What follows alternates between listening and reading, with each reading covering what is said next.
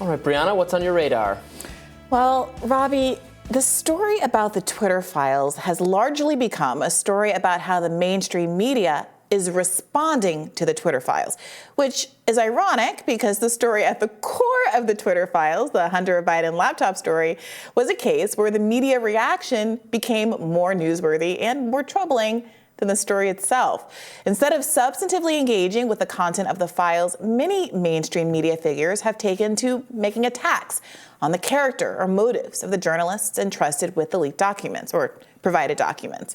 The Washington Post characterized Matt Taibbi, an independent journalist who identifies as liberal, as conservative, an error which was corrected after an enormous amount of Twitter backlash. This is a guy who has written a book about Trump called Insane Clown President, a book condemning Wall Street corruption and another detailing the tragic death of Eric Garner. Disagree as I do with some of his takes about cultural issues, but conservative is a stretch in anyone's book. Other journalists, like Puck News' Julia Ioffe, raised complaints about Taibbi's past misogynistic statements he since contextualized as satirical, but which, even if taken at face value, don't bear on the newsworthiness of internal Twitter documents. Journalist and frequent contributor at The Root, Michael Harriot, argued that it's only because Taibbi is white that he finds the disclosures newsworthy, tweeting, Matt Taibbi and Elon Musk rummaged through millions of emails and Slack messages from pre-Musk Twitter, and all they found was employees deliberating and consulting with each other about how to fairly apply and enforce rules. But I get it. To a rich white man, that seems very oppressive. The purpose of coding Taibbi this way, as a conservative, a sexist, and a racist, is clear. The smears are intended to deflect from the hard question of whether Twitter has, in fact, been a tool of the establishment, both Democrat and Republican, and whether liberal journalists, in particular, turned a blind eye to that reality when the bias seemed to benefit them. And we'll get more to that substance in a moment. But regardless of how you judge Taibbi's past statements or Bari Weiss's politics, which are quite different from my own, it's possible to judge the value of the reported news on its face. And in fact, I think it's our obligation to do so. To that end, I just want to take a couple of minutes to talk about the disclosures related to shadow banning, or what Twitter calls visibility filtering. According to Bari Weiss, Twitter employees confirmed, quote, "We control visibility quite a bit, and we control the amplification of your content quite a bit. And normal people do not know how much we do." She explained that the group involved in making these decisions was called the Strategic Response Team / Global Escalation Team, and it handled up to 200 cases a day. But an additional group, which included the head of legal policy and trust, Vijaya Gad, global head of trust and safety, Yoel Roth, and Twitter CEOs made, quote, sensitive decisions about high follower accounts and controversial users. Now, perhaps because libs of TikTok and other accounts highlighted in Bari's Twitter thread are conservative, this issue, like so many others, has been cast as a nothing burger. And because Twitter had already disclosed that it ranks tweets in search results, many commentators have argued that Bari misrepresented this disclosure as new news. The argument goes like this. If Twitter has always been open about the fact that it, quote, ranks tweets from bad faith actors who intend to manipulate or divide the conversation lower than other tweets, then Bari was being dishonest when she argued that Twitter lied about not shadow banning users. Okay. As Eric Levitz opined in New York Magazine, quote, Weiss did not try to reconcile that claim with Twitter's long-standing terms of service. In fact, she did not even inform her readers of the existence of those terms. But here's the problem. When Twitter claimed it didn't shadow ban, it did so by first defining shadow banning narrowly as, quote, deliberately making someone's content undiscoverable to everyone except the person who posted it, unbeknownst to the original poster. After offering that narrow definition, the Twitter post then went on to claim that Twitter doesn't shadow ban because people who follow you can always see your tweets. I gotta say, I don't work for Twitter, but I am very online. And I have never believed shadow banning to mean that literally no one can see or find your tweets ever, which is how Twitter defined it narrowly. It's commonly understood to mean that your tweets are deprioritized significantly so that users who aren't specifically looking for you are unlikely to follow you. And when I Googled it, I found a definition that seems to track my understanding. When I searched define shadow ban, this time in the context of Instagram, I got the following. Quote, basically, shadow ban refers to the platform limiting your content reach by restricting visibility. Yeah, that gels with my understanding. And Twitter did that. It shadow banned by its own admission. It just refused to call it that, gaslighting users by claiming it, quote, that, quote, we do not shadow ban. It's hard for me to believe that Twitter didn't understand the semantic game it was playing. But journalists like Levitz credibly accepted Twitter's narrow definition of shadow ban, which allowed it to claim that it does not in fact shadow ban. He accused Weiss of, quote, leading her readers to believe she'd caught Twitter in a lie. In other words, he wrote, she misled her audience. In fact, it was Twitter's policy that was misleading, and perhaps intentionally so. And for those of us who've noticed immediate and dramatic changes in our Twitter engagement following bouts of establishment criticism, those disclosures do, in fact, matter. Now, I am by no means saying that the journalists reporting on the Twitter files don't warrant some scrutiny. Certainly, it's worth asking if Bari Weiss's politics might incline her to, say, look more closely at conservative accounts that have been shadow banned, ignoring leftist ones. It troubles me that these documents were not made public so that we can ensure that the victims of Twitter's overreach aren't being selectively revealed in a way that confirms a liberal bias, when I suspect the bias is centrist in nature.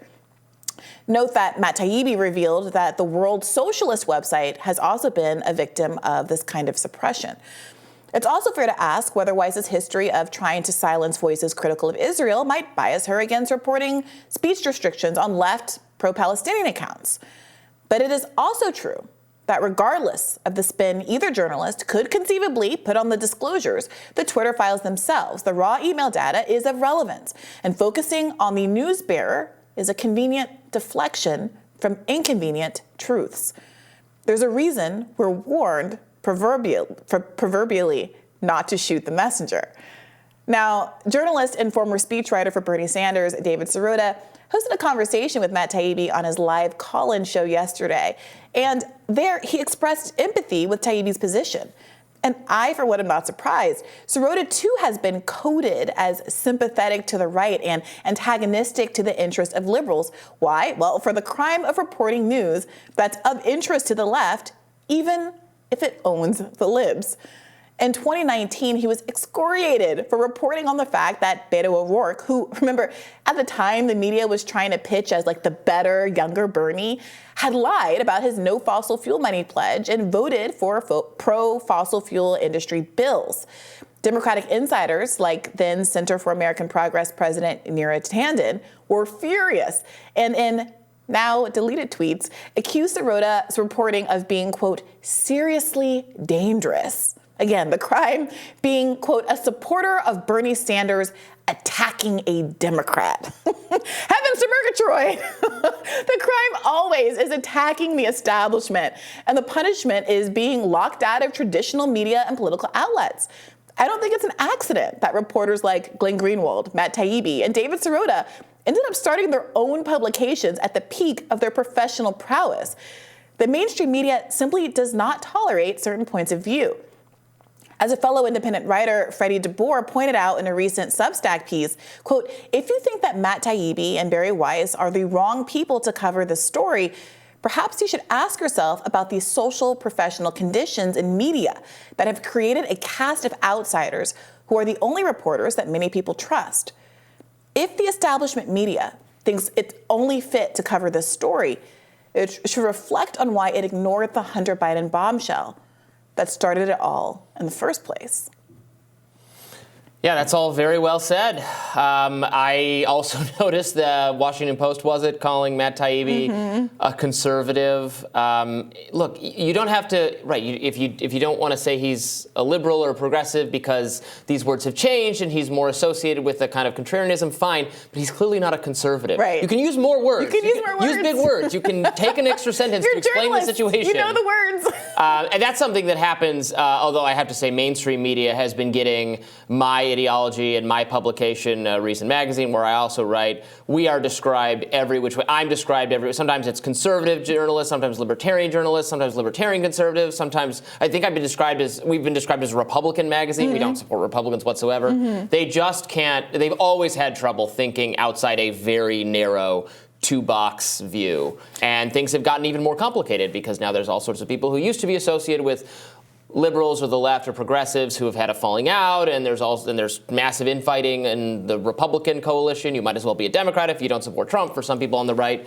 So these words don't have quite the same meanings as they used to, but man, do they wish it was simpler for them. Yeah, and I gotta say, you know that this is one of my bugaboos as a leftist, that leftists basically don't exist in the discourse. People are interchangeably described as liberal and left and progressive in a way that makes actual leftists want to tear our hair out, and it matters. And in this case, it matters because it's very, very clear that people are uncomfortable, or maybe they're just too lazy to engage in a substantive argument. And you can make a substantive argument about why you think certain parts of the disclosures actually don't amount to much, why you think that they're being framed in a way that is painting a picture of what was going on at Twitter that is more anti-right than, anti a lot of different kinds of groups, and question the disclosures, as I did a little bit there, and how much we're actually seeing.